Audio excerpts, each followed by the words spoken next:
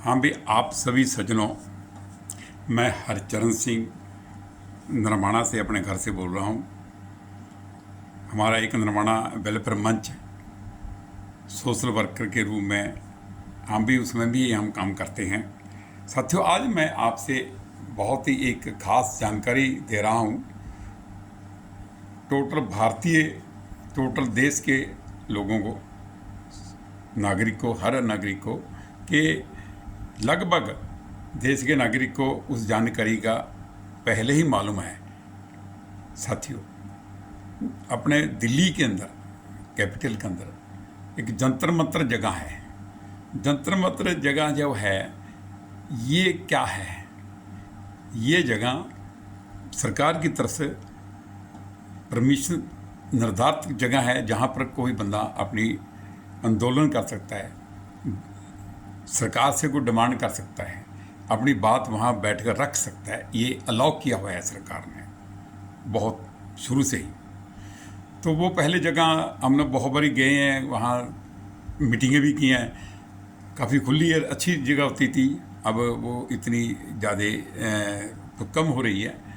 जैसे कि अच्छा, हर रोज़ कोई ना कोई 2, 3 या 4 देश के कोई ना कोई आंदोलन, वो छोटे छोटे मीटिंग आंदोलन चलते रहते हैं वहाँ पर रूटीन में भी। जैसे इस टाइम ये स्टूडेंट आंदोलन चल रहा है काफ़ी बड़ा, ऐसे कोई बड़े आंदोलन भी बीच में आ जाते हैं। साथियों, ये वो जगह है जंतर मंतर जो सरकार ने अलाउ कर दी है।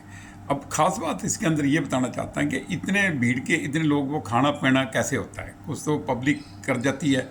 सबसे बड़ी बात जो मैं आज आपको बताना चाहता हूँ कि उसके नज़दीक बंगला साहब गुरुद्वारा के द्वार के साथ ही ये जंतर मंतर जो है नज़दीक ही है, सामने ही है, साथ में है।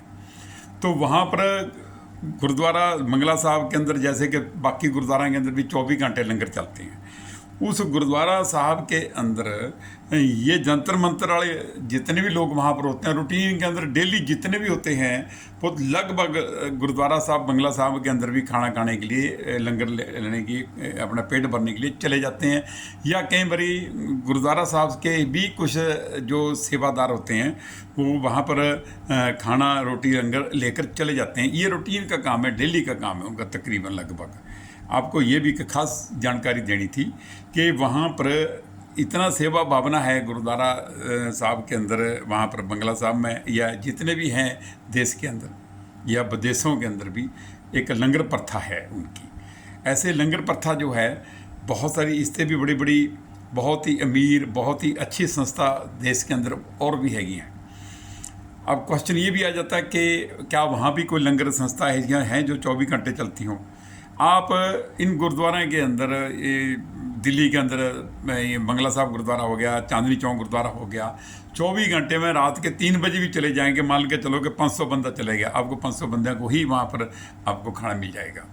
ऐसी वहाँ व्यवस्था है। ऐसा वो कुदरत की, भगवान की एक दया है उनके पर। ये भी आपको एक ज्ञान की बात देनी थी कि जितने लोग वहाँ पर होते हैं धरने के ऊपर, वो लगभग उनको कोई प्रॉब्लम नहीं आती। अगर प्रॉब्लम गुरुद्वारा साहब को पता लग जाए कि उनके सेवादार को वहाँ कोई भूखे हैं, वो अरेंजमेंट करते हैं और लोग वहाँ भी जाते हैं। ये भी आपको एक जानकारी देनी थी। तो ये खास जानकारी देने के लिए मैं आज आपको ये बात के लिए बीच में आया हूँ।